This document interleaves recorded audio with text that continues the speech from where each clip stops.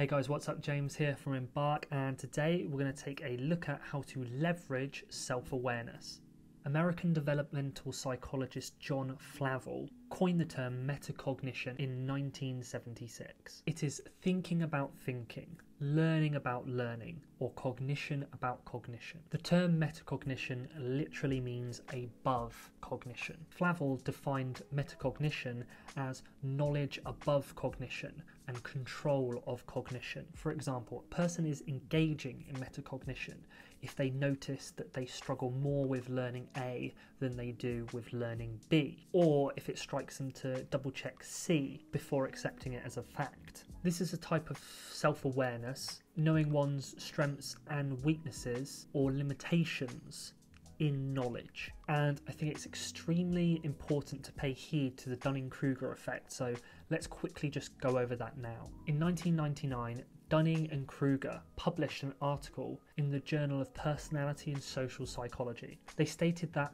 people tend to hold overly favourable views of their abilities in many social and intellectual domains. I'll link the whole study in the description below so you can go through that and have a look at your own leisure if you would like to. The point is that those with less skills overestimate their performance on tests. The tests they did were on humour, logical reasoning, and English grammar. So here's the graphs from the study. Let's take a look at graph 1, or humour. As you can see, those in the bottom 3 quartiles overestimated their abilities, with the bottom quartile grossly overestimating, the second quartile largely overestimating, and the third quartile slightly overestimating. And those with the most cognitive skills actually underestimated their performance, the top quartile. And here's the other tests here. As you can see, it varied across the 4 different tests, but the results were basically the same. The reason I mention this when it comes to self-awareness is because it's a good example of how bad we are when it comes to thinking about thinking. And that's really important. Of course, you can't be extremely skilled in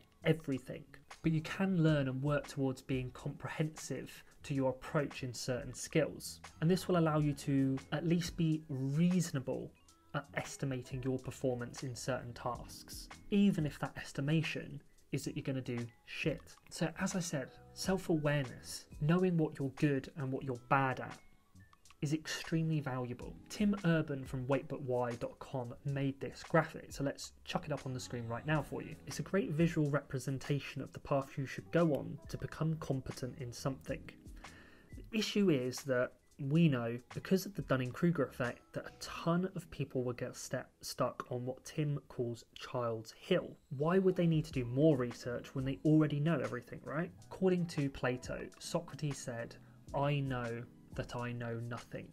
Of course, this is a paradoxical statement, but it gets the point across. Intelligent or skillful people underestimate their performance because they know there's always room for improvement and growth. And this is the level of self-awareness that we want to achieve and leverage. Once you can more accurately estimate your performance at tasks, the more you can double down on those tasks that you know you'll do well at or that you'll perform well in. And you'll know what to leave to experts and you'll give to other people. It means that you can stick to performing well in what you know you can perform well in, and it means that you'll hand the reins over with no ego to other people to do things that you know that you're not very good at. And this saves huge amounts of time, effort, and money. And that's why it's so valuable. So self-awareness is extremely powerful. Learn who you are and you'll have a much better life. Self-awareness can be defined as how an individual consciously knows and understands their own character, feelings, motives, and desires. You can see how this connects up to metacognition. If you're a highly self-aware person, you can objectively evaluate yourself. You can manage your emotions, align your behaviour with your values, and understand correctly how others perceive you. Research suggests that when we see ourselves clearly, we are more confident and more creative. We make sounder decisions, build stronger relationships, and communicate more effectively. We're less likely to lie, cheat, and steal.